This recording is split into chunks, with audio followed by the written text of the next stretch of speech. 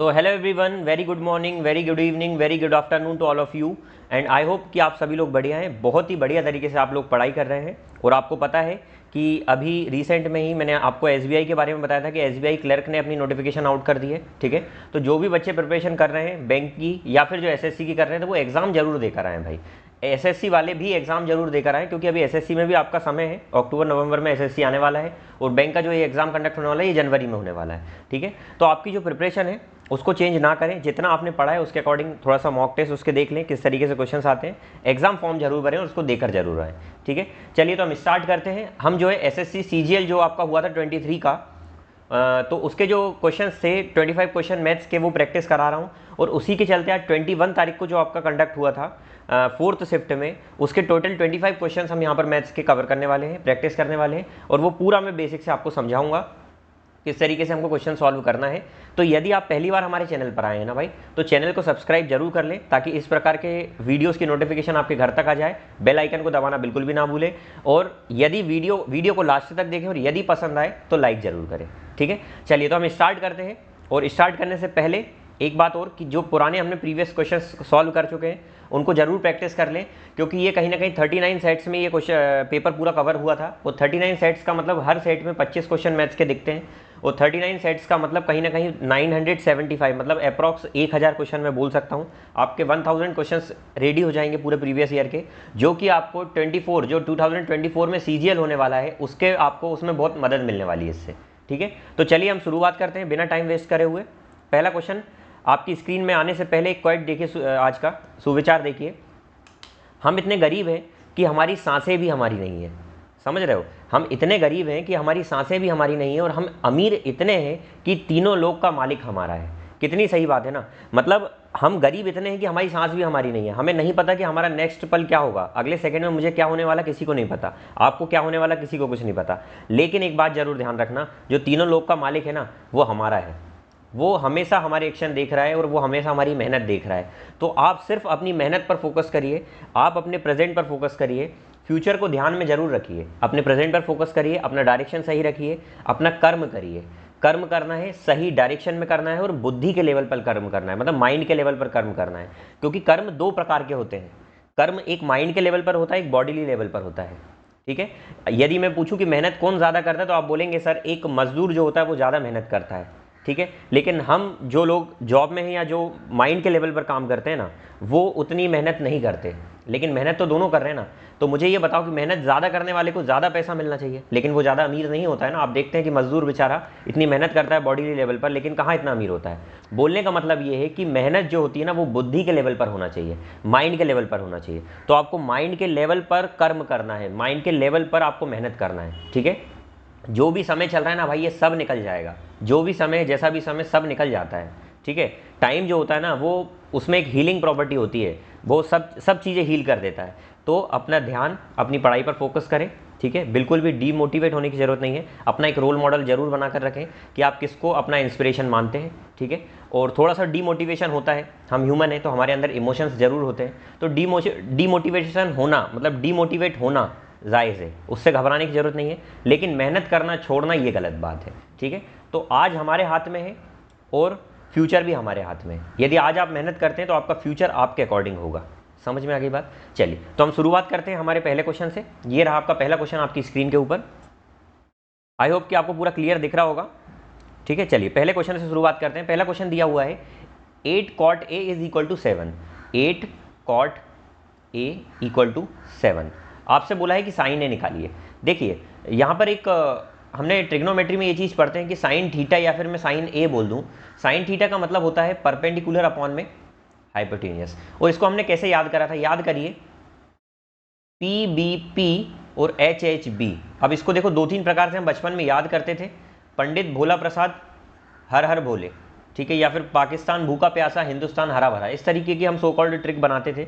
लेकिन अब हमको ट्रिक की जरूरत नहीं है। यहाँ पर देखिए, परपेंडिकुलर अपॉन हाइपोटेनियस जो होता है ये साइन थीटा होता है, फिर base upon hypotenuse cos theta होता है, और perpendicular upon base tan theta होता है। फिर इसका अपोजिट कर देंगे तो वो कॉसेक, सेक और कॉट हो जाएगा। समझ में आ गई बात। तो उसी प्रकार से यदि हमको साइन थीटा निकालना है तो हमको परपेंडिकुलर चाहिए और हाइपोटेनियस चाहिए। ठीक है, अच्छा कॉट थीटा क्या होता है ये तो आपको पता ही होगा। ये पता होने से पहले जरा देखिए, कॉट की वैल्यू क्या आ रही है, 7 अपॉन में 8। और सर हमको पता है कि कॉट थीटा क्या होता है, बेस अपॉन में परपेंडिकुलर होता है, ये होता है कॉट थीटा। तो हमारे पास बेस भी है, परपेंडिकुलर भी है, लेकिन हमको तो हाइपोटेनस की भी जरूरत है ना। तो हाइपोटेनस पाइथागोरस थ्योरम से हम निकाल सकते हैं, हाइपोटेनस का स्क्वायर इज इक्वल टू होता है परपेंडिकुलर का स्क्वायर प्लस बेस का स्क्वायर। ठीक है, परपेंडिकुलर का स्क्वायर कितना हो जाएगा, 8 का स्क्वायर 64 प्लस 7 का स्क्वायर 49, तो ये कितना आ जाएगा 113, 113 हाइपोटेनस का स्क्वायर। स्क्वायर जब उधर जाता है तो वो रूट में कन्वर्ट हो जाता है, तो 113 इसकी वैल्यू आ जाएगी। रूट का मतलब पावर 1/2 भी बोल सकते हैं। ठीक है, चलिए तो यहाँ पर हाइपोटेनस आ गया अंडर रूट 113। तो यहाँ पर हमसे पूछा था कि साइन थीटा या साइन ए कितना होगा, तो सर साइन ए होगा परपेंडिकुलर अपॉन में हाइपोटेनस। परपेंडिकुलर कितना था यहाँ पर देखें ध्यान से, सर परपेंडिकुलर था 8 और हाइपोटेनस कितना हो जाएगा अंडर रूट में 113। तो यहाँ पर एक ही आंसर दिख रहा है आपको, ये वाला। तो आई होप कि आपको ये क्वेश्चन समझ में आया होगा। ठीक है भाई, पहली बार आए वीडियो, अगर पहली बार हमारी वीडियोस देख रहे हैं तो चैनल को सब्सक्राइब जरूर करें। ठीक है, चलिए अगला देखें 28, 98। ये देखिए दो साइन होते, ध्यान से सुनिएगा। एक चैप्टर होता है रेशियो एंड प्रपोर्शन, आपने पढ़ा होगा ratio and proportion. Ratio and proportion क्या होता है, रेशियो का मतलब ये होता है कि रेशियो रिलेशन बताता है दो या दो से ज़्यादा चीज़ों में। ठीक है, अब रिलेशन कम से कम दो चीज़ में तो होता ही है। मैं बोलूँ मैं मेरा खुद से रिलेशन तो बता नहीं सकता हूँ, तो रिलेशन कम से कम दो लोगों में तो होता ही है, दो क्वांटिटीज़ में, दो वैल्यूज़ में, दो आइटम में हम रिलेशन करते हैं। ठीक है, तो जैसे मैंने बोला कि ए रेशियो बी, मतलब ए और बी में मैं रिलेशन बता रहा हूँ। दूसरा एग्जाम्पल मैं देता हूँ कि फॉर एग्जाम्पल आप कुछ बना रहे हैं, मान लेते हैं चाय बना रहे हैं, तो चाय में बोलता हूँ कि शक्कर और पत्ती का जो अनुपात है वो 2:3 होना चाहिए। मतलब 2 चम्मच यदि आप पत्ती डालते हैं तो 3 चम्मच उसमें शक्कर डालना है आपको। ठीक है, तो ये मैंने रेशियो बताया, ये एक रिलेशन हो गया शुगर में और टी में। ठीक है, चाय पत्ती में और शक्कर में, तो ये मैंने रिलेशन बताया।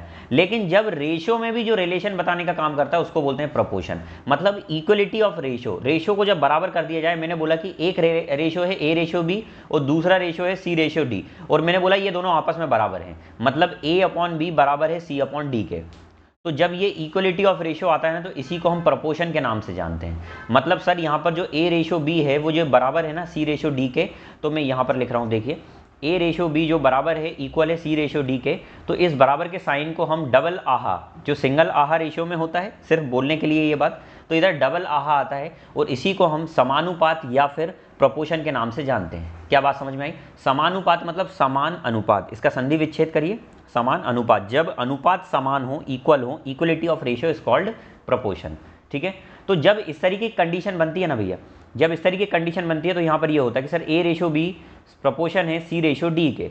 तो इस केस में प्रोपोर्शन का एक रूल होता है कि पास पास वालों का गुना बी रेशियो डी सी बराबर होगा ए रेशियो दूर दूर वालों के गुना के। तो ये एक रूल होता है प्रोपोर्शन का। ठीक है, आगे मैं आपको रेशियो का चैप्टर लेकर आऊँगा ना, तो उसमें पूरा बेसिक से बताऊँगा। इसके पहले भी मैं रेशियो पढ़ा चुका हूँ, उसका बेसिक पढ़ा चुका हूँ, तो आपको यदि देखना जाकर आप रेशियो की क्लास देख सकते हैं। ठीक है, चलिए। और यदि आपको लगता है कि कोई चैप्टर प्रॉपर तरीके से बेसिक से लेकर आऊँ तो मुझे कमेंट में लिखकर बताएं। आप लिखकर बताएंगे तभी मैं बढ़ा पाऊँगा। ठीक है, तो आप मुझे बताएं कि सर ये चैप्टर लेकर आइए बेसिक्स से, कोई आपका चैप्टर कमजोर है, क्योंकि अभी आपका एग्जाम अक्टूबर में होने वाला है। तो हमारा टारगेट ये है कि आपका जितना ज़्यादा से ज़्यादा मैं हेल्प कर सकता हूँ वो पूरी हेल्प मैं करूँगा, अपना 100% दूंगा। बस आप अपना 95% नहीं देना, आप अपना पूरा 100% देना, आप भी, मैं पूरा 100% अपना दूंगा। ठीक है, चलिए तो यहाँ पर देखते हैं सर, आई होप कि ये पूरा समझ में आ गया होगा। इसको मैं रब कर देता हूँ, मिटा देता हूँ। ठीक है, देखिए तो सर यहाँ पर ये रेशो बराबर होना चाहिए इस रेशो के, तो इसके 2-3 प्रकार हैं सॉल्व करने के, लेकिन हम देख लेते हैं यहाँ पर कि सर 28:98 बराबर है 98:y के। तो पास पास वालों का गुना मतलब सर 98 × 98 बराबर होगा दूर दूर वालों के गुना के y × 28। क्या बात समझ में आ गई? चलो काटे और पीटी मचा देते। ये 28 को नीचे ले आओ ना, यहाँ पर डिवाइड हो जाएगा। ठीक है, 14 के टेबल में 98 आता है, 14 2 28, और 14 के 14 5 जा 70 होता है, और 14 7 जा 98 होता है। ठीक है, और ये भी कट जाएगा 249 बार में। तो y की वैल्यू कितनी आ जाएगी? 343। ये आंसर है। इसको करने का दूसरा तरीका भी है, देखें मैंने बोला ना कि रेशियो बराबर होना चाहिए। रेशियो बराबर होने का मतलब क्या होता है सर, कि जहाँ यहाँ पर देखते हैं हम ये क्या रेशियो बन रहा है, 7 4 14 2 28, 14 7 जा 2:7 बन रहा है, तो यहाँ पर भी 2:7 बनना चाहिए। तो सर ये मतलब कहीं ना कहीं 49 2 जा हो रहा है। यहाँ मान लो 2:7 बनाऊँ तो कितने गुना है ये? 49 गुना है, तो ये भी 49 गुना कर दो, तो 7 का 49 गुना कर देंगे तो कितना हो जाएगा? 343। अब आप बोलेंगे सर ये डायरेक्ट आप कैसे कर रहे हैं, मैं 49 की जगह 50 मान सकता हूँ, तो 7 50 जा करेंगे तो 350 आ जाएगा, लेकिन एक कम करना है तो एक जा कम करना मतलब एक 7 कम करना है तो 343 आ जाएगा, 350 में से 7 गया 343 आ जाएगा। तो आई होप कि ये क्वेश्चन भी आपको समझ में आया होगा। ठीक है, अगला क्वेश्चन देखें। ए 40% मोर एफिशिएंट है बी से। ठीक है सर, तो मैं रेशियो लिख लेता हूं कि ए 40% मोर एफिशिएंट है बी से। 40% का मतलब क्या होता है शास्त्रों में, 2:5। मतलब यदि ए 40% ज़्यादा है, मतलब यदि बी 5 है तो उससे 40% मतलब 2 ज़्यादा है, देखो 2 ज़्यादा है कौन, ए, तो वो कितना हो जाएगा 7। वो बोल रहा है how much time will they take to cover complete a job if A alone can complete in 31 days. यदि ए अकेला टोटल 31 डेज में करता है तो देखिए भैया टोटल वर्क कितना हो गया इसके अकॉर्डिंग, तो सर ए की एफिशिएंसी तो 7 है, रेशो में ही मान लेते, कोई इशू नहीं है, और वो 31 दिन में पूरा काम कर रहा है, टोटल वर्क तो ये हो जाएगा। लेकिन वो बोल रहा है कि ये काम आपको किससे कराना है, ये काम आपको दोनों से कराना है। बोल रहे दोनों मिलकर कितने दिन में करेंगे, तो सर ए और बी मिलकर किस क्षमता से करेंगे, तो सर आप बोलेंगे सर 7 × 31 तो ये टोटल वर्क है, और इसको किस क्षमता से कराना है, 7 + 5 की क्षमता से कराना है। तो किससे करेंगे हम, 7 5 12 की क्षमता से करेंगे, और ऊपर मल्टीप्लाई करेंगे तो कितना आ जाएगा 217, तो 217/12 इसका आंसर आ जाएगा। क्या बात समझ में आ गई, मुझे उम्मीद है कि आपको ये क्वेश्चन भी समझ में आ गया होगा। Find the value of A to make this divisible by 9। देखिए 9 का विभाजिता का नियम क्या होता है, 9 का डिविजिबिलिटी रूल क्या होता है। 9 का रूल ये बोलता है कि यदि किसी भी संख्या, मान लो मैंने दिया 2 4 3, किसी भी संख्या का योग, अंकों का योग मतलब ये डिजिट्स का जो सम है, यदि वो 9 से डिविजिबल है तो वो नंबर पूरा भी 9 से डिविजिबल होगा। क्या बात समझ में आ गई। तो आप देख रहे हैं कि सर 4 2 6 3 9, ये 9 है तो ये 9 से डिविजिबल होता है, तो ये संख्या पूरी 9 से डिवाइड होगी। अगर फॉर एग्जांपल इसकी जगह ऐसा आ जाता तो हम क्या बोलते सर 4 3 7 + 1 8 8 आ रहा, क्या 8 4 से 9 से डिविजिबल है, नहीं, तो ये नंबर भी पूरा 9 से डिविजिबल नहीं होगा।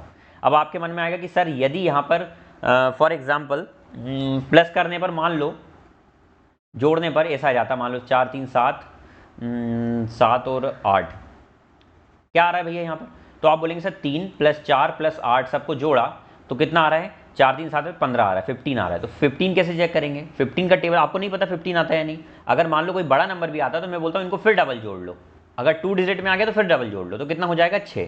क्या 6 9 से डिवाइड होता है, नहीं होता, तो ये नंबर भी नहीं होगा। तो उसी प्रकार से यहाँ पर देखना है सर कौन कौन डिवाइड हो रहा है, तो मैं बोलता हूँ देखो ये 6 और 3 मिलकर तो 9 डिवाइड हो ही जाएगा, ठीक है। उसके बाद 6 और 4 10 और 2 12, 12 का मतलब 3 होता है क्या, बताओ, 6 4 10 और 2 12 का मतलब 3 होता है क्या, तो सर 3 तो होता नहीं है, तो 3 में एक की जगह मैं क्या लिख दूँ कि ये 9 से पूरा डिवाइड हो जाए, तो आप बोलेंगे सर इसकी जगह 6 लिख दो तो ये 9 से पूरा डिवाइड हो जाएगा, ठीक है। तो 6 इसका आंसर आ जाएगा। एक बार और समझा देता हूँ, यदि किसी को समझ में नहीं आया है तो वो घूर कर ना देखें मुझे, मैं फिर से समझा दे रहा हूँ, ठीक है। देखें सबको जोड़ें, 6 4 10 3 13 और 2 15 और 6 21, 21 + a, 21 को क्या मैं 3 लिख सकता हूँ, तो 3 में ऐसा क्या जोड़ दूँ सर, एक ही जगह क्या आना चाहिए, तो आप बोलेंगे सर 6 आना चाहिए, तब तो वो 9 से डिवाइड हो पाएगा। अब आपके मन में एक क्वेश्चन और आ रहा होगा, सर ए की जगह 6 भी आ सकता है, उसके बाद आप बोल रहे हैं कि सर ए की जगह 15 भी तो आ सकता है, 15 और 3 मिलकर 18 हो जाएगा, तब भी तो ये डिवाइड हो जाएगा। बिल्कुल हो जाएगा भाई, पर ए यहाँ पर सिंगल अंक का दिया है ना, एक अंक है ना, तो 2 अंक का हम डिजिट ले ही नहीं सकते। पॉसिबल ये भी है कि ए की जगह 15 भी आ सकता है, लेकिन सिंगल अंक दिया हुआ है ना, ए बी दिया होता तो हम कर लेते। क्या समझ में आ गई। चलिए अगला क्वेश्चन देवियों सज्जनों, बड़ा प्यारा क्वेश्चन है कि a - b की वैल्यू यदि 1 दी हुई है और आपसे पूछा है a³ - b³, तो आपको इसको फाइंड करना है। सबसे पहले ध्यान से एक बात सुनिएगा, a³ - b³ का फॉर्मूला होता है जो अलजेब्रा बीजगणित में मैं आपको पढ़ाऊंगा, a - b का मल्टीप्लाई और इनटू में a² + b² + ab, ये फॉर्मूला होता है। तो यदि ये 1 दिया हुआ है तो इसकी जगह 1 पुट कर दूंगा तो 1 से कोई मतलब ही नहीं है, तो ये बराबर किसके आ जाएगा, a² + b² + ab के, ये तो 1 हो गया ना। तो सर यहाँ पर इसकी वैल्यू क्या आ जाएगी, a³ - b³ की a² + b² + ab, यही वाला आंसर है, ठीक। चलिए A can do a piece of work in 8 days, ए जो है वो किसी काम को 8 दिन में कर लेता है, बी उसी काम को 18 दिन में कंप्लीट कर लेता है। यदि वो दोनों एक साथ काम करें, एक साथ नहीं ऑल्टरनेटिव डेज काम करें और बी से स्टार्ट करें, तो काम कितने दिन में होगा। देखिए भैया ये क्वेश्चन बड़ा कॉमन क्वेश्चन है और हमेशा आ रहा है, बार बार ऐसे क्वेश्चन रिपीट होते हैं, ठीक है। तो एसएससी भैया जो है ना वो रिपीटेशन का काम बहुत ज़्यादा करता है। देख लेते हैं 18 और इन दोनों का एलसीएम कितना हो रहा है। तो आप बोलेंगे सर देखिए यहाँ पर 2 आ रहा है, 2 इसमें भी है, तो इसका एलसीएम लेना तो मैं बोलूँगा 9 तो आ ही जाएगा, 2 भी आ जाएगा, 4 भी आ जाएगा, 72 इसका एलसीएम आ जाएगा 72।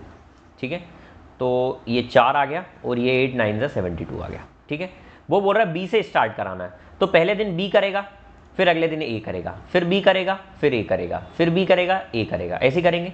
तो पहले दिन बी कितना काम करेगा, 4 काम करेगा। एक अगले दिन ए कितना करेगा, तो आप बोलेंगे 9 काम करेंगे। तो ऐसे 2-2 दिन के स्लॉट बन जाएंगे सब जगह। तो आप बताओ मुझे 2-2 दिन के स्लॉट किस तरीके से बनेंगे। तो सर आप बोलेंगे सर 2 दिन में टोटल कितना काम हो रहा है, देखो 9 और 4 13 काम हो रहा है। 2 दिन में टोटल 13 काम हो रहा है। 2 दिन में यदि 13 काम हो रहा है, हमको कितना 72 काम कराना है ना, तो 13 के पहाड़े में 65 तो आता है ना, 13 5 से 65 है ना। तो यदि मैं 5 बार में करूंगा तो कितना आ जाएगा, यहाँ पर 10 आ जाएगा। ठीक है, और यहाँ पर 13 5 कितना आ जाएगा, 65 आ जाएगा। तो 65 काम तो कंप्लीट हो चुका, 65 काम कंप्लीट हो चुका। कितने दिन में, 10 दिन में। अगला 11वें दिन कौन काम करेगा बताओ मुझे। तो सर बी से स्टार्ट करा था, तो 11वें दिन बी ही काम करेगा। तो बी कितना काम करेगा, 4। तो इसमें सर 4 जोड़कर कितना काम हो जाएगा, तो आप बोलेंगे 69 काम हो जाएगा। अब अगला क्या 12वां दिन पूरा हो पाएगा, नहीं हो पाएगा, क्योंकि ए की क्षमता है 9 और काम कितना बचा है सर, 69 काम हो गया 11 दिन में। अब सर 72, 3 काम और बचा हुआ है। तो वो 3 काम यदि मुझे कराना है तो किससे कराऊंगा, ए से। किस क्षमता से, 9 की क्षमता से। तो ए इसको कितने दिन में करेगा, जो ये काम है ये 1/3 आ जाएगी, इतने दिन में करेगा। तो सर 11 दिन तो पहले से लगी रहे थे और 1/3 दिन और लग गया, तो क्या आ जाएगा आंसर, 11 सही 1/3 डेज इसका आंसर आ जाएगा।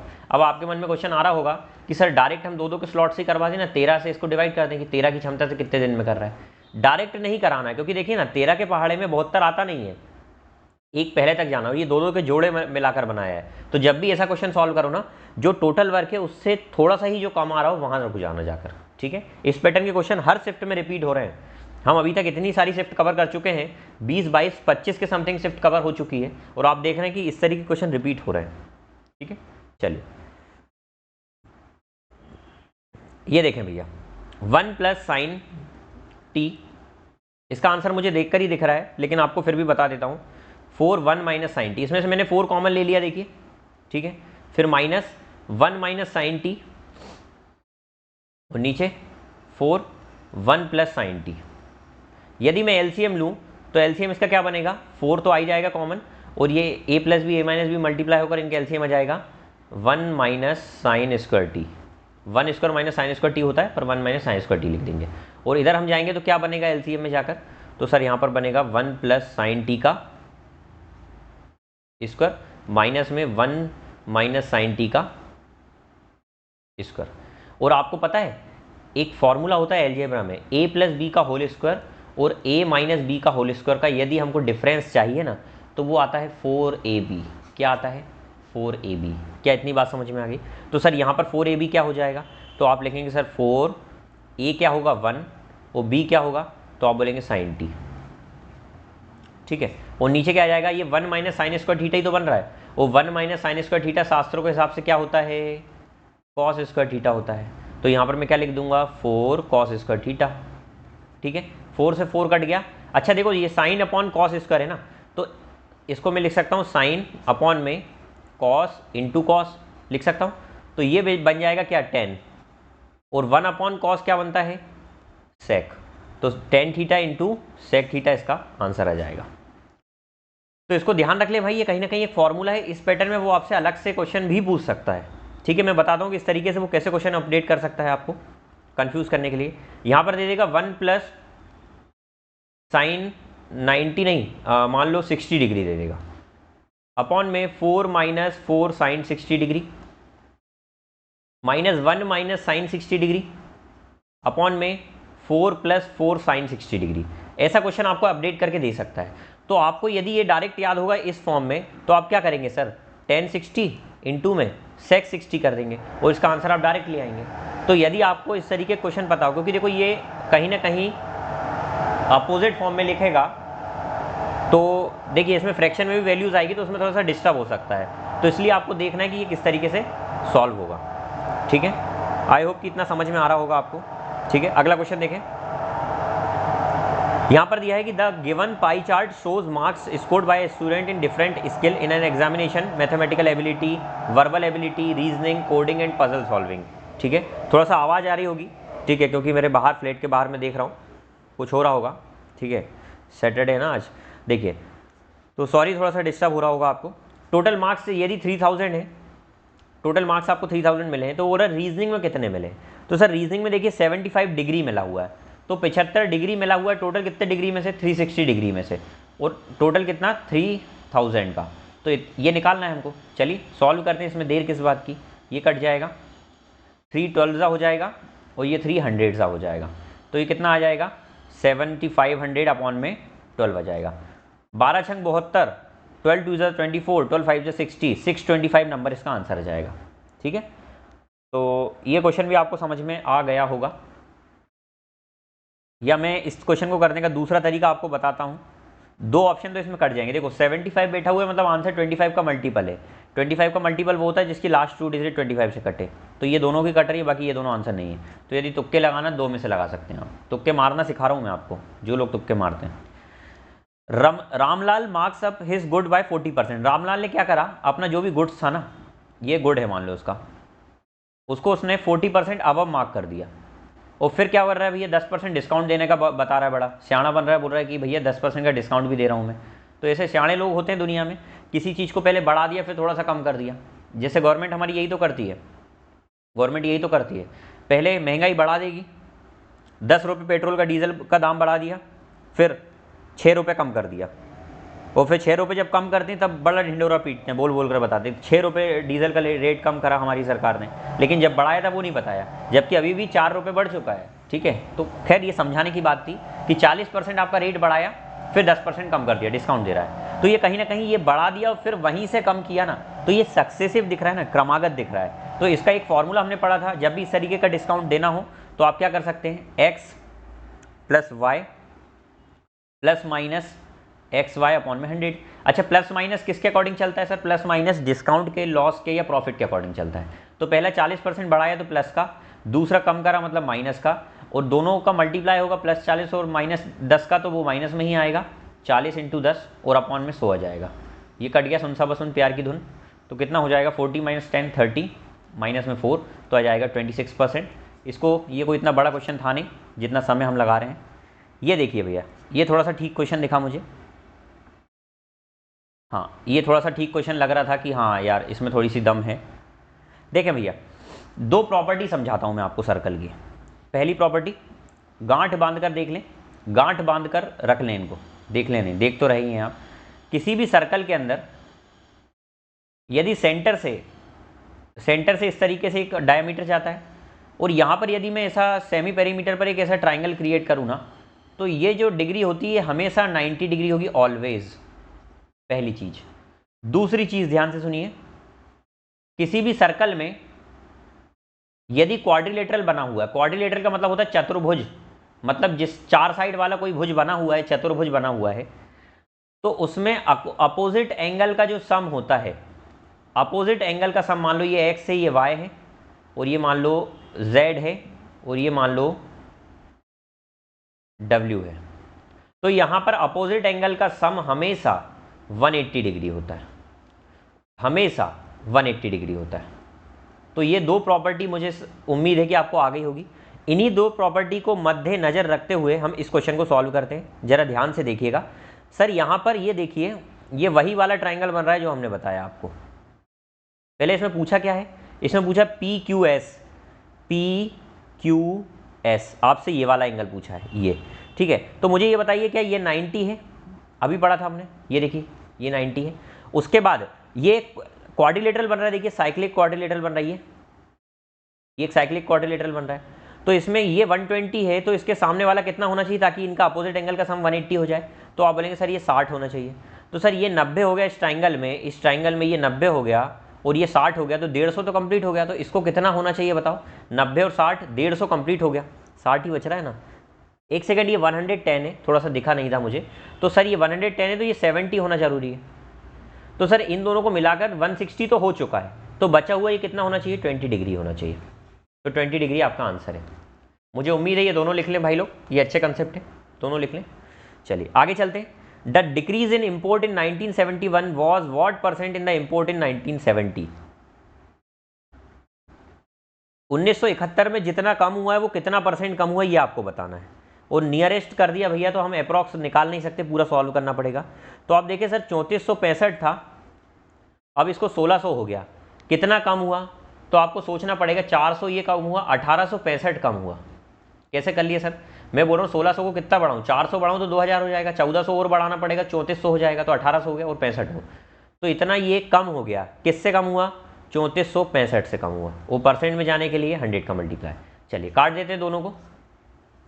5 3 ज़ा 5 से काट सकते हैं, 5 3 ज़ा 15 और क्या बचा 3, 5 7 ज़ा 35, 5 3 ज़ा 15, ये काटिए। 5 6 ज़ा 30, 5 9 ज़ा 45, 5 3 ज़ा 15। क्या अभी भी ये किसी से कट रहा है? मुझे तो नहीं दिख रहा है, आप इसको पूरा लिख सकते हैं 37300 और नीचे जाएगा 693। पहली बार में तो 5 बार में तो ये पूरा जाएगा।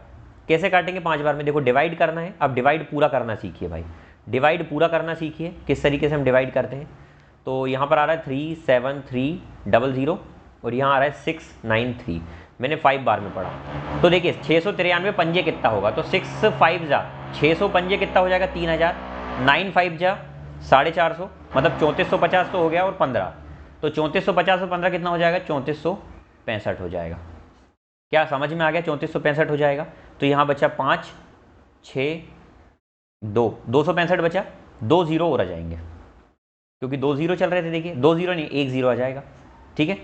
तो अब 2650 कितने बार में आएगा? तो सर अप्रॉक्स में पढ़ूँ, अब यहाँ पर ऑप्शन देखिए, यदि मैं 6 बार में पढ़ दूंगा 56 लाने के लिए तो ज़्यादा हो जाएगा, तो 5 बार में पढ़ूंगा तब भी ज़्यादा हो जाएगा, तो कहीं ना कहीं 4 बार पढ़ूंगा मैं। 4 बार पढ़ूंगा तो कितना हो जाएगा 2400। देखो 600 4 जा कितना हो जाएगा 2400, 9 4 जा 360, तो 2400 और 360 2760, 2760 और 12 2772 आ जाएगा। अब आप बोलेंगे सर ये तो ज़्यादा आ रहा है, भैया कहीं थोड़ा सा ही तो ज़्यादा आ रहा है ना। बिल्कुल अप्रॉक्स थोड़ा सा ही ज़्यादा आ रहा है, 50-100 का डिफरेंस है। मतलब यहाँ पर जो आंसर आता है वो 53.8 या 9 के समथिंग आता, और हमको अप्रॉक्स नियरेस्ट इंटीजर जाना है तो वो 54 ही आएगा। तो मुझे उम्मीद है कि ये समझ में आ गया होगा। और इस तरीके के क्वेश्चन पूरे सॉल्व नहीं करना होता भाई, इसी प्रकार से बुद्धि लगाना होता है। ऐसे क्वेश्चन 25 में से 1-2 क्वेश्चन आते ही हैं, उनकी किस्मत अच्छी होती है कि भाई किसी शिफ्ट में ऐसे क्वेश्चन नहीं आते हैं, लेकिन नॉर्मलाइजेशन होकर वो पूरा बराबर कर देता है, ठीक है। तो इसमें आपका समय वेस्ट नहीं होना चाहिए, इस तरीके के क्वेश्चन की आपकी प्रैक्टिस भी होना चाहिए। अगला क्वेश्चन देखें, what is the smallest number which can be added to this so that it become divisible by 11? भैया 11 का विभाजिता का नियम क्या होता है, ध्यान से देखिएगा। एक नंबर लिखा हुआ है यहाँ पर 9454351626, ये नंबर लिखा हुआ है 9454351626, 9454351626, ठीक है। हाँ, तो अब इसमें क्या करेंगे, ऑल्टरनेट डिजिट को जोड़ेंगे। 6 और 6 12, 12 और 5 17, 17 और 4 21, 21 और 2 21 और 4 25, ठीक है। अब देखिए 9 और 5 14, 14 और 3 17, 17 और 1 18, 18 और 2 20। इनका डिफरेंस कितना हो गया सर? इनका डिफरेंस हो गया, इनका डिफरेंस लेना है, प्लस माइनस पे नहीं जाना है, तो डिफरेंस इनका आ रहा है 5। मुझे बताओ इस नंबर में ऐसा मैं क्या जोड़ दूँ? उसने बोला ना small number which can be added, क्या जोड़ दूँ तो ये संख्या डिवाइड हो जाए। तो आप बोलेंगे सर इसमें 6 और जोड़ दो, तो वो नंबर क्या आ जाएगा, इसका डिफरेंस 11 से कटना चाहिए तो वो 11 बन जाएगा। तो इसमें मैं 6 जोड़ दूंगा तो ये नंबर 11 से पूर्णतः विभाजित हो जाएगा। अच्छा मुझे एक बात बताओ, कल को इसमें क्वेश्चन आ जाता कि what is the smallest number which can be subtracted, इसमें से मैं ऐसा कौन सा नंबर सब्ट्रैक्ट कर दूं, तो मुझे बताओ यहाँ पर डिफरेंस 5 आया था, तो सर यदि इसको मेरे को देखो डिवाइड करना है ना, तो इनका जो डिफरेंस है वो या तो 0 आ जाए या 11 का कोई मल्टीपल आ जाए। तो सर सबसे पास क्या दिख रहा है, 0 दिख रहा है, तो मैं क्या करूँगा इसमें सर 5 घटा दूंगा। तो यदि पूछता कि वह कौन सी संख्या है जिसको घटाने पर ये 11 से पूरा डिवाइड हो जाएगा, तो आप बोलेंगे सर वह संख्या है 5, 5 को इसमें से घटा दो तो वो 0 बन जाएगा, और 0 आए या 11 आए, 11 का मल्टीपल आए तो वो संख्या पूरा 11 से कटेगी, तो सर ये नंबर 11 से कट जाएगा। लेकिन उसने बोला है क्या जोड़ दूँ मैं, तो आप क्या बोलेंगे सर इसमें 6 को जोड़ दें तो 11 बन जाएगा। अब उसने स्मॉलेस्ट ही बोला है, देखो स्मॉलेस्ट क्यों बोला, क्योंकि 6 जोड़ेंगे तो 11 आ गया। कहीं ना कहीं कल को मैं बोलूँ कि सर इसमें 17 जोड़ दो तो 22 बन जाएगा, तो 22 भी तो 11 से कटेगा। लेकिन उसने स्मॉलेस्ट इसलिए बोल दिया आपसे कि भाई सबसे छोटी संख्या बताना। ऐसी तो बहुत सारी संख्याएं हो सकती है ना, 17 हो सकती है, फिर 28 हो सकती है, ऐसी बहुत सारी संख्याएं हो सकती है, ठीक है। तो आई होप कि आपको समझ में आ गया होगा ये क्वेश्चन भी। अगला क्वेश्चन देखें, Ajit work 4 time as fast as Sohan. Ajit जो है ना वो सोहन से 4 गुना ज़्यादा फास्ट काम करता है, मतलब इस तरीके से इनका रेशियो बन रहा है एफिशिएंसी का। यदि सोहन किसी काम को 20 दिन में कंप्लीट कर देता है तो अजीत और सोहन मिलकर कितने दिन में करेंगे। सेम क्वेश्चन है, टोटल वर्क कैसे आ जाएगा। बोल रहा है सोहन कितने दिन में कर रहा है, 20 दिन में। सोहन की क्षमता कितनी है, देखिए 1, तो 1 की क्षमता से 20 दिन में इतना काम कर रहा है, टोटल काम यही होगा। उसके बाद बोल रहा है कि अगर दोनों से करवाएं हम तो कितने दिन में करेंगे। तो सर दोनों से करवाना है तो अजीत और सोहन मिलकर करेंगे, तो 1 × 20 काम है। मैं यहाँ पर इसलिए लिख रहा हूँ इस तरीके से कि आपको टोटल वर्क को मल्टीप्लाई नहीं करना होता है, क्योंकि जब किसी चीज़ को लास्ट में जाकर कटना ही है तो उसको गुना क्यों कर रहे हो। जो चीज़ लास्ट में कटेगी उसको गुना करके टाइम खराब ना करें, ठीक है। तो हमको दोनों की क्षमता कितनी है, 4 और 1 5 क्षमता से करेंगे तो 4 दिन में ये काम कंप्लीट कर देंगे। तो 4 दिन इनका आंसर आ जाएगा, ठीक है। थोड़ी सी आपको आवाज़ आ रही होगी, नीचे कुछ रेनोवेशन का काम चल रहा है, ठीक है, थोड़ा सा एडजस्ट करना। क्लास में एडजस्ट नहीं कर सकता था इसलिए मैंने करा, ठीक है। देखिए, Anil and Tirath drop between 2 point A and B, ठीक है, 192 kilometre apart. Anil started journey from a point A at 8:20 AM। Anil ने सुबह 8:20 पे अपनी जर्नी स्टार्ट की और वो 64 किलोमीटर पर आवर की स्पीड से चल रहा है और वो बी पॉइंट पर पहुंच जाता है और फिर वहाँ पहुंचने के बाद वो इमीडिएटली रिटर्न हो जाता है ए के साइड उसी स्पीड से। और जो तीरथ भैया थे वो भी ए पॉइंट से निकलते हैं, अपनी जर्नी स्टार्ट करते हैं 9:50 पर और वो स्पीड से चलते हैं 96 किलोमीटर प्रति घंटे की स्पीड से और बी पॉइंट पर पहुंचते ही वो भी रिटर्न हो जाते हैं ए की साइड। तो आपसे बोला गया है कि कितने समय बाद या फिर कितने समय पर, किस टाइम पर ये दोनों पहली बार मिलेंगे। ध्यान से सुनिएगा, ये मिलने का कंसेप्ट क्या है, मिलन कंसेप्ट क्या है। जिनने मेरी क्लास अटेंड करी ऑफलाइन उनको पता होगा मिलन कंसेप्ट क्या होता है, ठीक है। लिखकर बताएं किस किसने मिलन कंसेप्ट की क्लास अटेंड करी थी मेरी। ये 2 व्यक्ति हैं, एक सेकंड, ये दोनों सेम ही पॉइंट से चल रहे हैं ना। मैं बोलता हूँ ये ए पॉइंट है, ये बी पॉइंट है। मुझे एक बात बताना, ये दोनों जा रहे हैं तो भैया एक तेज जा रहा है मान लो, एक धीरे जा रहा है। तो जो तेज जा रहा है वो क्या करेगा सर, यहाँ पहुंचेगा और पहुंचकर इमीडिएटली रिटर्न हो जाएगा, और जो धीरे वाला वो यहीं जा रहा होगा। फिर से बता रहा हूँ कि सर अनिल है और दूसरा तीरथ है। अनिल यहाँ तक गया भैया, गया और इमीडिएटली रिटर्न हो गया, और तीरथ जो है वो यहीं तक पहुँच पाया, यहीं कहीं तक पहुँच पाएगा।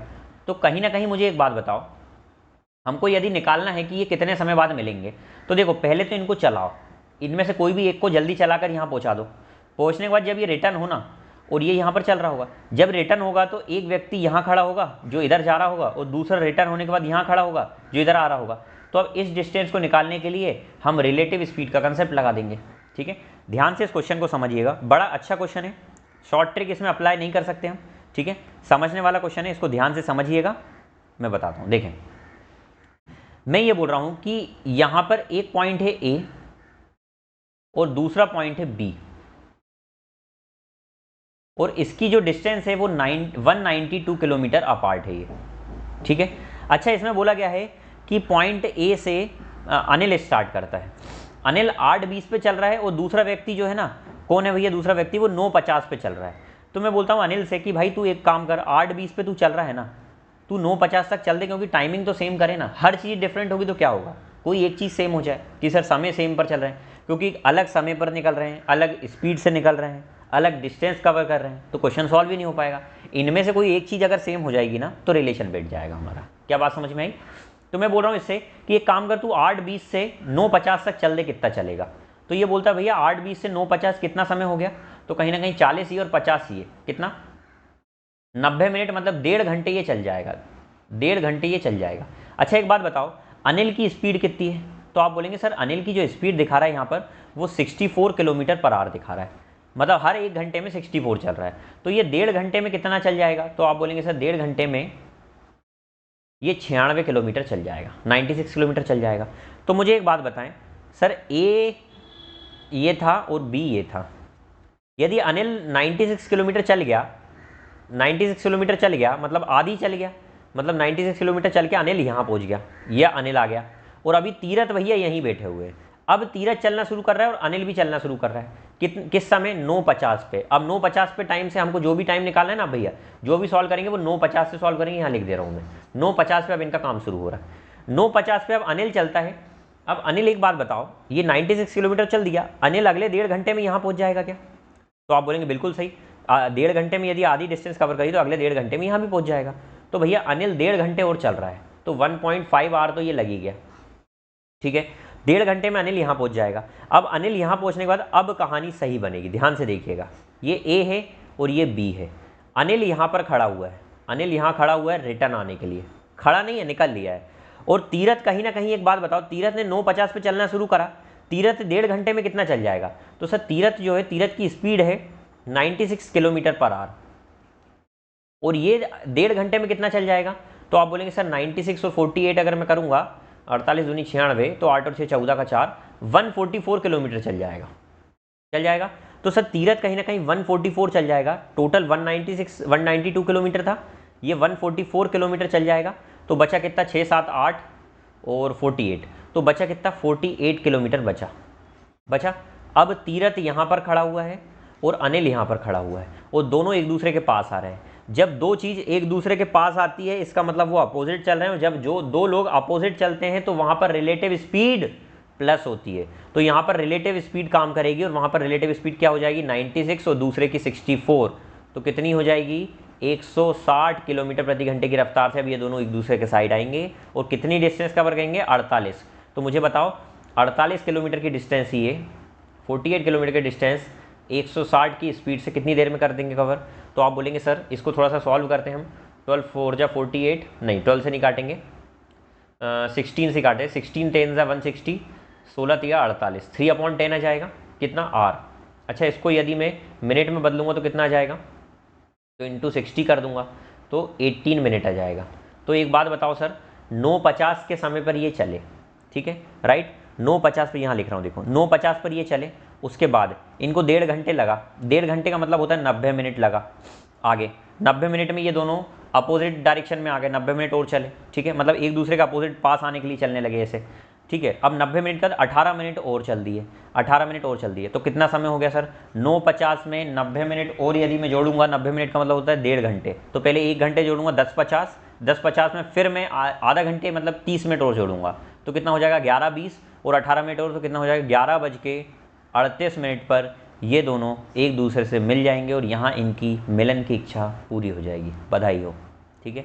कितना समय लगा इनको मिलने में? भैया इस क्वेश्चन को सॉल्व करना ही इंपॉर्टेंट था, सॉल्व करना ही इंपॉर्टेंट था। मुझे उम्मीद है कि ये क्वेश्चन समझ में आ गया होगा बहुत अच्छे तरीके से। अब अगला क्वेश्चन देखें।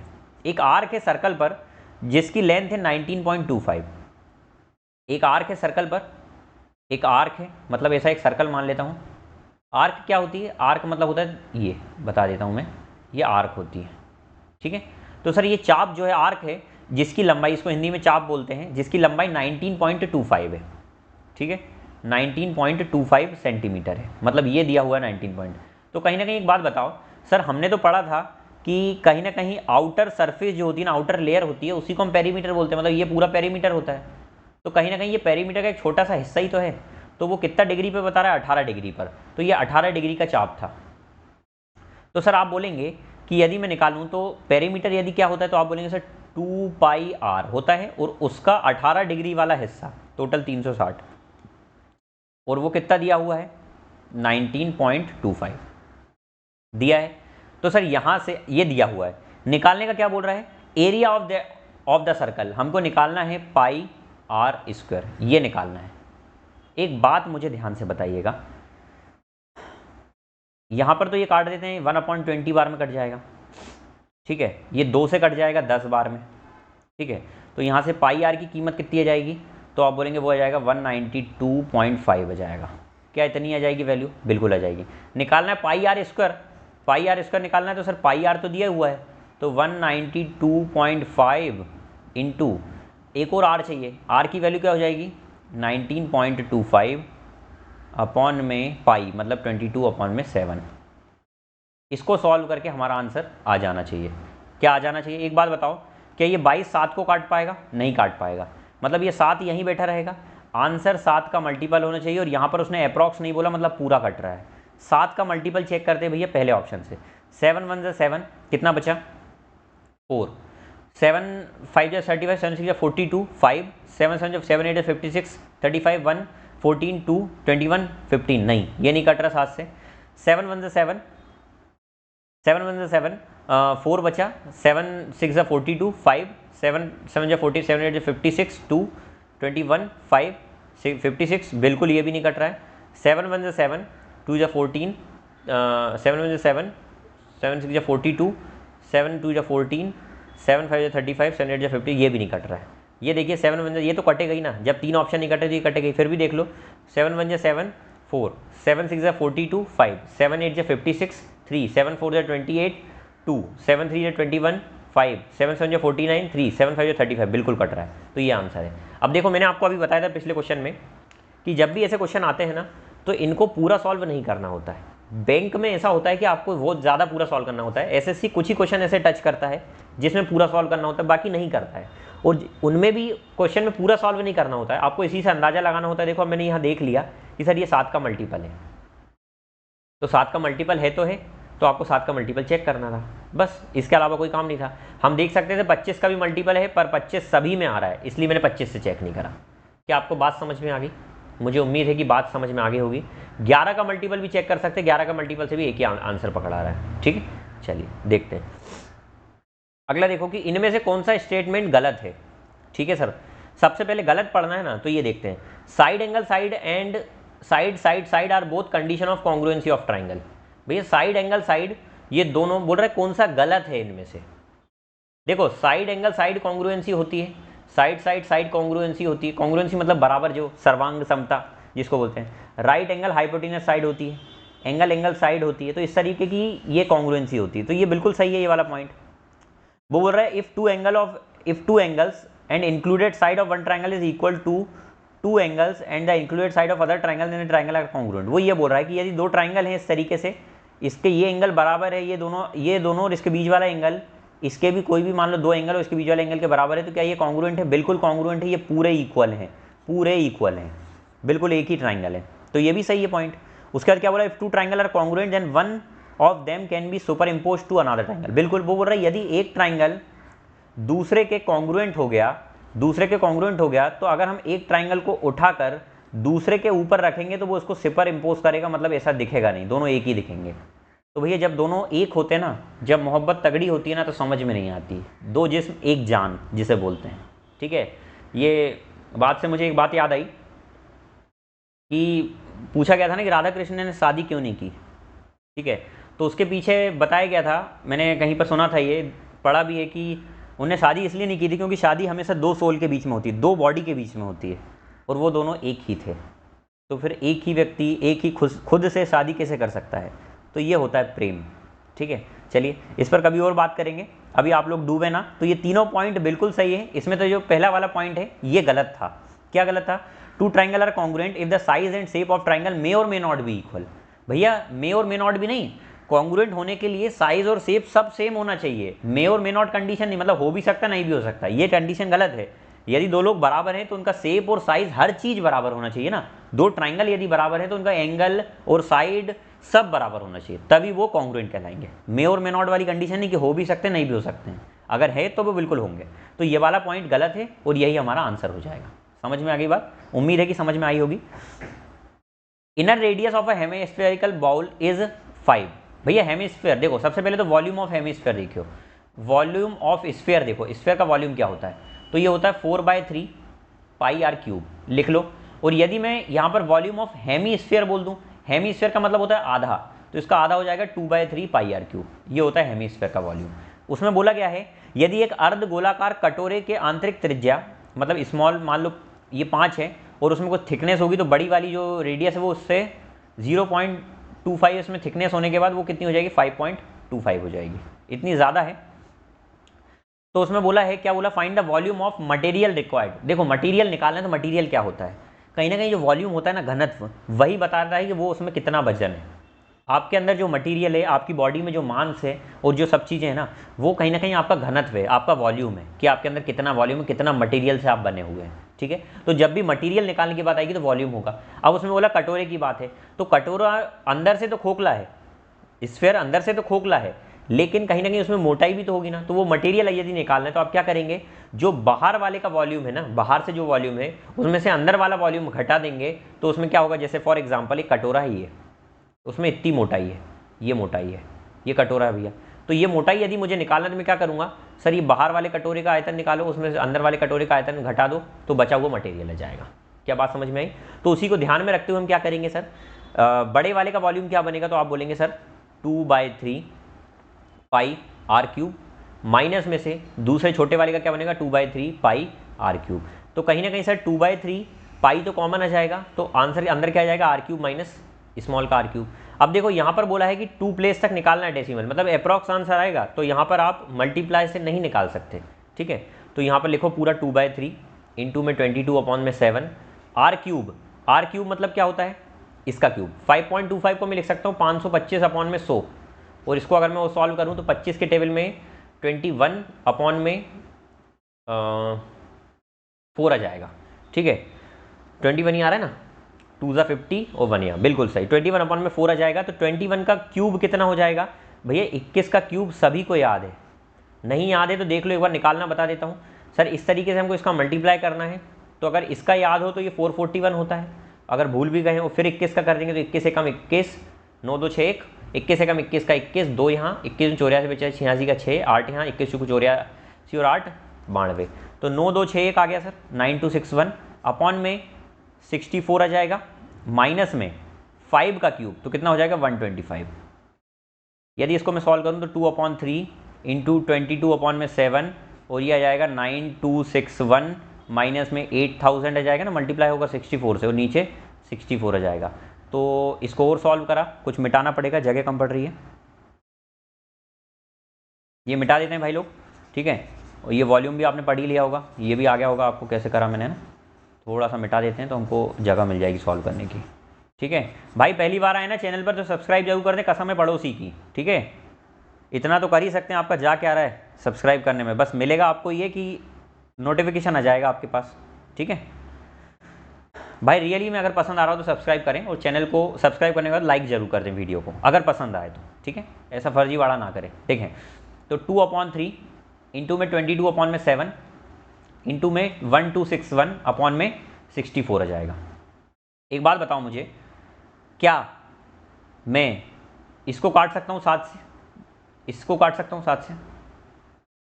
तो आप बोलेंगे बिल्कुल कट जाएगा सर, कैसे? देखो पहले तो ये काट दो, 2 3 ज़ा 6, 2 2 ज़ा 4, 32 से कट गया, 2 11 ज़ा 2 16 ज़ा कट गया, 7 या 21, 21 के टेबल में यदि मैं ये पढ़ना चाहूँ तो 21 के टेबल में यदि मैं 6 बार में पढ़ूँ तो 126 आ रहा है। देखो 7 3 ज़ा 21, 6 बार में पढ़ूँ तो 1260 आ रहा था, 1260 पूरा कट जाएगा 6 बार में, 60 बार में, ठीक है।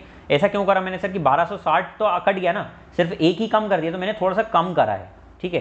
ध्यान रखना मैंने इसको 1261 को 1261 से 60 करके थोड़ा सा कम करा है, तो हमारा आंसर जो है वो थोड़ा सा बढ़ा देंगे हम, ठीक है, आगे जाकर अप्रॉक्स लेंगे। तो ये 660 आ गया और नीचे 16, 16 4 जा 64 हो गया, ठीक है, 2 बचा, 16 1 जा 16 बचा। भाई इतना तो आंसर यहीं दिख गया यार, ये देखो यहीं दिख गया है, ऑप्शन इतने दूर दूर दिए हुए तो सॉल्व कर ही सकते हैं। फिर कितना बचा 4, 16 दूनी 32 आ गया, फिर कितना बचा 16 दूनी 32 क्या 8 बचा, 16 पंजे 80। एक बात बताओ ये 5 आ रहा है, 2 5 हमने कम माना था तो थोड़ा सा इसको बढ़ा देंगे तो 2 8 तक आ रहा होगा, और वैसे भी आंसर तो मिल गया है, ठीक है। तो मैंने बोला ना कहीं क्वेश्चन में कुछ ऐसी चीज़ें दी होती है जिससे क्वेश्चन सॉल्व हो जाता है, ऐसा नहीं सॉल्व करने लायक क्वेश्चन कोई भी नहीं आता है। अब देखें एक ट्राइंगल है PQR जो कि Q पर 90 डिग्री है, PQR, उसमें बोला है कि साइन PQ और QR का रेशियो ये है, PQ और QR ये है, तो सर ये 3 4 5 ट्रिपलेट से ये 5 आ गया, ठीक है। अब साइन P क्या होगा बताओ, साइन P क्या होगा, तो परपेंडिकुलर अपॉन बेस, तो यदि P ये वाला देख रहे हैं तो इसके सामने परपेंडिकुलर ये होगा, तो परपेंडिकुलर ये हो गया, और बेस कौन सा होगा जिस पर ये लेटा हुआ है, तो 3 हो जाएगा। उसके बाद साइन Q क्या होगा, तो साइन Q तो सर ये डायरेक्ट 90 डिग्री दिया हुआ है, तो ये साइन 90 डिग्री कितना आ जाएगा 1 आ जाएगा, ठीक है। उसके बाद आगे क्या दिया हुआ है साइन R, साइन R कितना आ जाएगा, तो आप बोलेंगे सर साइन R के रिस्पेक्ट में देखेंगे तो परपेंडिकुलर हो जाएगा 3, वो बेस हो जाएगा 4, बस कर दो 4/3 प्लस 1 प्लस 3/4, तीनों को प्लस करने का ही तो बोला था, तो 12 LCM आ जाएगा, ठीक है, 16 12 9, ठीक है। तो 16 और 9 25 27 37, क्या कट रहा है इसमें, कहीं जा रहा है क्या, गलती हो रही है कुछ, 4/3, अच्छा एक सेकंड, परपेंडिकुलर अपन हाइपोटेनस होता है ना, तो ये हाइपोटेनस में तो 5 ही आएगा ना, साइन थीटा परपेंडिकुलर अपॉन में हाइपोटेन्यूस होता है, ये गलती मेरे से हो गई है। 4/5 आ जाएगा और यहाँ पर 3/5 आ जाएगा। तो 4/5 और 3/5 में एलसीएम तो 5 ही आएगा भैया, एलसीएम तो 5 ही आएगा। और यहाँ पर आ जाएगा 4 + 5 + 3, 4 3 7 5, 12/5 इसका आंसर आ जाएगा। ठीक है, चलिए अगला क्वेश्चन देखें। अगला क्वेश्चन दिया हुआ है ये, इसमें x की वैल्यू दी हुई है, 4 y की वैल्यू दी हुई है। देखो भैया, या तो इसको फॉर्मूला बना लो और मैं बोलता हूँ नहीं तो यूनिट डिजिट से करो यार, एक बार यूनिट डिजिट इसमें लगा कर देखते हैं कि 64 इंटू में x का क्यूब मतलब 3 का क्यूब मतलब 27 का 27 ही लिख दो, प्लस 36 इंटू में x स्क्वायर कितना हो जाएगा 9 इंटू में y कितना हो जाएगा -4, ठीक है, प्लस 24 इंटू में 3 इंटू में 16, y देखो स्क्वायर हो गया इसलिए लिख दिया मैंने ऐसा।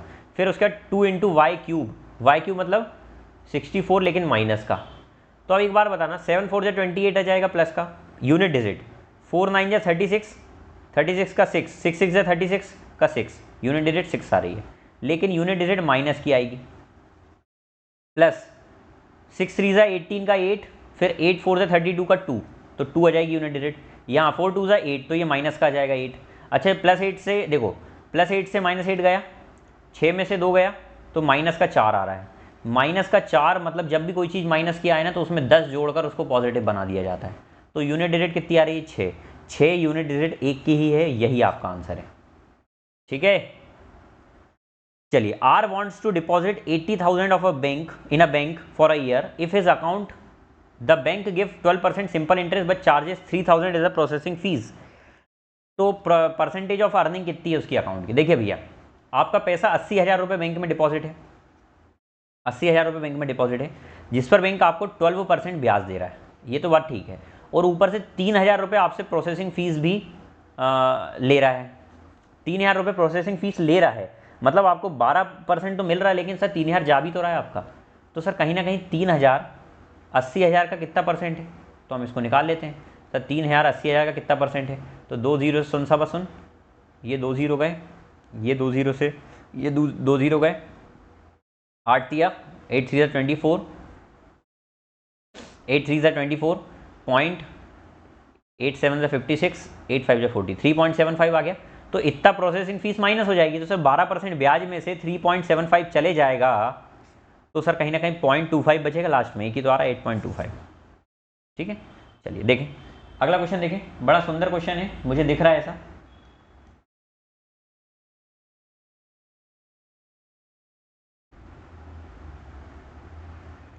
चलिए अगला क्वेश्चन देखें। A shop provide 50% discount on one shirt and while another shop provide successive discount of 30% and 30%, if difference in the bill is 43, then find the cost of shirt। देखिए भैया, पहला शॉपकीपर बोल रहा है मैं 50% डिस्काउंट दूंगा, ठीक है सर ये तो सही है। अच्छा दूसरा शॉपकीपर होगा वो 30%, वो 30% डिस्काउंट देगा 2 बार सक्सेसिव। सर सक्सेसिव का फॉर्मूला पता है, 2 डिस्काउंट जब देते हैं तो हम क्या करते हैं 30, जब भी 2 सेम डिस्काउंट होते हैं ना तो वो डायरेक्ट निकाल लिया जाता है, -30% का डिस्काउंट प्लस 30% का डिस्काउंट माइनस 900 अपॉन में दोनों का मल्टीप्लाई होकर 100 आ जाएगा। एक्स वाई वाला फॉर्मूला मैंने बताया है, तो ये 51% आ जाएगा। तो कहीं ना कहीं दोनों में डिफरेंस कितना आ रहा है सर 1% का, और उस परसेंट की वैल्यू कितनी दी हुई है 43, तो 100% की वैल्यू कितनी हो जाएगी 43 100 हो जाएगी। मुझे उम्मीद है कि ये क्वेश्चन भी आपकी बुद्धि में चले गया होगा। अ शॉपकीपर बॉट 20 चेयर, खरीदी 18,000 में, मतलब कॉस्ट प्राइस ऑफ 20 चेयर कितना दिया हुआ है 18,000 रुपये। On selling them he had gain equal to selling price of 4 chair, उसको गेन हो रहा कितने का, सेलिंग प्राइस ऑफ 4 चेयर के बराबर, इतना उसको गेन हो रहा है। मुझे एक बात बताइए भैया, ये इसने ली, वो बेच रहा है कि सेलिंग प्राइस कितनी होगी, भैया सेलिंग प्राइस पूछ रहा है पूरी 20 चेयर का, 20 चेयर का सेलिंग प्राइस पूछ रहा है। तो 20 चेयर का सेलिंग प्राइस क्या होगा सर, तो 20 चेयर का सेलिंग प्राइस होगा sir cost price of 20 chair, cost price of 20 chair plus gain of plus gain हो जाएगा, यही होगा ना। तो sir selling price of 20 chair तो यही रहेगा, इसको सॉल्व करने का बेस्ट तरीका है ये। यहाँ कॉस्ट प्राइस ऑफ 20 चेयर दिया हुआ है 18,000, अच्छा गेन कितना है, तो सर गेन कितने के बराबर है सेलिंग प्राइस ऑफ 4 चेयर के, ये माइनस होगा तो ये 16 की सेलिंग प्राइस बचेगी, वो बराबर में 18,000 आ जाएगा। तो हर एक की सेलिंग प्राइस कितनी आ जाएगी 16 1 16, 16 1 16, 16 2 जा 16 5 जा, तो हर एक की सेलिंग प्राइस आ जाएगी 1125 रुपये। यही इसका आंसर है। तो जब भी ऐसा क्वेश्चन आता है ना, मैं यहाँ पर सॉल्व करने का एक सिंपल तरीका बताता हूँ। जब भी ऐसा आए कि भैया बेचने पर उसको 4 के बराबर का गेन हो रहा है, कितने के बराबर का गेन हो रहा है, 4 के बराबर का गेन हो रहा है ना, तो जो उसकी कॉस्ट प्राइस है ना, जो भी उसकी कॉस्ट प्राइस है उसमें से जो गेन हो रहा है ना उसको घटा दो, मतलब 16 के बराबर है, यही उसका आ जाएगा।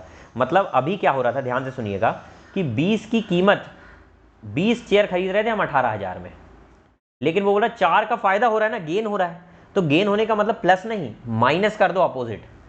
लॉस होता तो प्लस कर देते। तो 4 का गेन हो रहा है मतलब 16 चेयर। अब वो भैया मतलब फायदा उसको कितने का हो रहा है कि वो 18,000 में सिर्फ 16 ही बेच रहा है, इतना उसको फायदा हो रहा है। तो इसको 16 से डिवाइड कर दो, वही उसका सेलिंग प्राइस हो जाएगा। ठीक है, तो मुझे उम्मीद है कि आपको समझ में आ गया होगा ये क्वेश्चन बुद्धि में। College P has 180 student and scoring average marks 88। College P में और कॉलेज क्यू दो हैं, इसमें 180 स्टूडेंट्स हैं और 88 मार्क्स स्कोर कर रहे हैं, और दूसरे में 320 स्टूडेंट हैं जो कि 72 मार्क्स स्कोर कर रहे हैं। एवरेज मार्क्स निकालिए। सर इसका रेशियो ले लेते हैं, 2 9 ज़ा 18, 2 16 ज़ा, निकालिए भैया। 88 इंटू 9 वेटेड एवरेज लगा दीजिए, प्लस 72 इंटू 16 और अपॉन में 16 और 25 हो जाएगा। ठीक है, चलिए, तो बड़ा ही सिंपल क्वेश्चन लग रहा है मुझे, लेकिन क्या ये सिंपल होगा, देखते हैं। 99 प्लस 144, 243 अपॉन में 25 हो जाएगा, तो ये आ जाएगा 243 इंटू 8 अपॉन में 25, 8 या 24 का 4 आ जाएगा, 32 33 34 का 4 आ जाएगा, 16 और 3 19 आ जाएगा, 25, 25 7 ज़ा 175 हो जाएगा। या फिर मैं एक काम कर सकता हूँ, जब भी ऐसा आ जाए ना कि 1944 आ रहा है और नीचे 25 आ रहा है, भैया इसको 100 बनाने के लिए 4 का मल्टीप्लाई करो तो नीचे 100 आ जाएगा, और ऊपर भी 4 का मल्टीप्लाई करो तो कितना आ जाएगा, 4 4 जा 16 का 6, 1 यहाँ, 17 का 7, 1 यहाँ, 37 का 7, 3 यहाँ, और ये 7, ये आ गया 777/6, 2 0 हटा का 2 के पहले पॉइंट, तो 77.76। ये 25 के डिविजिबिलिटी रूल से आया है ये। ठीक है, तो ये भी ठीक था। ये देखिए भैया, X square plus 1/x² equal to दिया हुआ है 18। जब भी ये निकालना हो ना भाई, एक्स क्यूब प्लस 1/x³, तो वो क्या होता है, k³ माइनस 3k, ये होता है। कब, जब x प्लस 1/x कितना दिया हुआ है, k। तो सर यहाँ पर x प्लस 1/x कितना आ जाएगा, तो सर ये आ जाएगा 18 प्लस 2 का अंडर रूट, तो ये हो जाएगा अंडर रूट 20। अंडर रूट 20 को क्या लिख सकता हूँ मैं, 2√5। ठीक है, चलो तो यहाँ वैल्यू पुट कर देते हैं। 2√5 का क्यूब कितना हो जाएगा, 40√5 माइनस 3 इंटू 2√5। ठीक है, तो 40√5 माइनस 6√5, तो कितना आ जाएगा, 34√5। 34√5 इसका आंसर आ जाएगा। ठीक है, चलिए, थोड़ा सा आज की क्लास लंबा लग रही है मुझे, क्वेश्चन थोड़ा सा आराम से मैंने प्रॉपर तरीके से समझा है, इसलिए देखिए, car travel 160 kilometre, speed of 64 kilometre per hour, और नेक्स्ट 160 किलोमीटर फिर जा रही है, speed of 80 kilometre per hour, तो एवरेज स्पीड निकालिए पूरे 320 की। तो 320 में उसकी एवरेज स्पीड क्या रही है, ये निकालना है। जब भी ऐसा क्वेश्चन आए कि भैया कोई कार x किलोमीटर गई है मान लो a की स्पीड से, और वही x किलोमीटर अगले x किलोमीटर गई है b की स्पीड से, और आपसे पूछे कि पूरे 2x किलोमीटर किस स्पीड से गई है, वो निकालने का आ जाए, तो आपको इसको निकालने का बड़ा सिंपल तरीका है, और वो क्या है यहाँ पर मैं आपको बता रहा हूँ। ठीक है, बड़ा सिंपल तरीका है इसको निकालने का, बहुत ही सिंपल तरीका है, देख लीजिए यहाँ पर। देखें, मैं बेसिक से पहले इसको समझाता हूँ कि मान लीजिए x किलोमीटर गई a की स्पीड से, x किलोमीटर गया a की स्पीड से, 1 किलोमीटर प्रति घंटे की स्पीड से, इसको थोड़ा सा रिमूव करना पड़ेगा, हो जाएगा वैसे, और फिर अगला x किलोमीटर गया b किलोमीटर प्रति घंटे की स्पीड से। तो यदि एवरेज स्पीड निकालना तो क्या होगा, टोटल डिस्टेंस, तो टोटल डिस्टेंस हो जाएगा 2x अपॉन में टोटल टाइम। तो सर पहले वाले के लिए टाइम कितना होगा, x अपॉन में a, और दूसरे वाले के टाइम कितना होगा, x अपॉन में b। तो ये जब ऊपर जाएगा, देखो x तो कॉमन लेकर कट जाएगा, तो ये हो जाएगा 2ab अपॉन में a प्लस b, ये फॉर्मूला बनेगा। तो यहाँ पर भी वही फॉर्मूला लगेगा, 2ab मतलब पहली स्पीड 64 इंटू में b अपॉन में a प्लस b कितना हो जाएगा, 144। काटा और पीटी मचाते हैं इधर। ठीक है भैया, 8 1 ज़ा 8, 8 8 ज़ा 64, 8 8 ज़ा 64, ये कट जाएगा फिर 8 9 2 9 ज़ा 18, 640 अपॉन में 9, 9 7 ज़ा 63, फिर 9 1 ज़ा 1, 1 kilometre per hour, 71.11 kilometre per hour इसका आंसर है। चलिए भैया, तो ये आपकी सारी स्लाइड कंप्लीट हो गई, ये पूरे क्वेश्चन आपके कवर हो गए और मुझे उम्मीद है कि आपको ये पूरे क्वेश्चन बहुत ही अच्छे तरीके से समझ में आए होंगे भाई। और यदि अच्छे से समझ में आए तो अगेन वही बात जो स्टार्टिंग में बोली थी, मन हो तो चैनल को सब्सक्राइब कर देना, वीडियो को लाइक जरूर कर देना यदि पसंद आए, थोड़ा सा मोटिवेशन आ जाता है भाई, ठीक है। बाकी अपना प्यार और मोहब्बत इसी प्रकार से बनाए रखें, बहुत जल्दी हमारे सब्सक्राइबर 1000 क्रॉस कर जाएंगे, ठीक है। इसी प्रकार से आपका प्यार बनाए रखें। और यदि कुछ आपको लगता है कोई डाउट है तो आप हमारा टेलीग्राम चैनल ज्वाइन कर सकते हैं, जिसका डिस्क्रिप्शन में मैंने लिंक दे दिया है, वहाँ से आप टेलीग्राम चैनल ज्वाइन करें और वहाँ पर अपने डाउट भेजें, वहाँ पर आपके डाउट सॉल्व करके भेज दिए जाएंगे। फालतू बकवास बिल्कुल नहीं होती हमारे ग्रुप में, सिर्फ डाउट भेजे जाते हैं, कुछ ऐसी टॉक नहीं होती कि नॉर्मल बातें कर रहे हैं, ठीक है। तो आप जाकर प्रॉपर तरीके से, यदि आप एक सीरियस कैंडिडेट हैं तो आप अपने डाउट वहाँ पर पोस्ट कर सकते हैं, उसका जवाब आपको बहुत जल्दी मिल जाया करेगा, या तो मैं भेज देता हूँ या मेरे जो स्टूडेंट्स हैं जो खुद पढ़ रहे हैं वो भेज देते हैं, ठीक है। तो इसी प्रकार से मदद करते रहें, पढ़ाई करते रहें और अपना प्यार हमारे चैनल के साथ बनाए रखें। मिलते हैं अगली वीडियो में, तब तक के लिए जय हिंद, वंदे मातरम।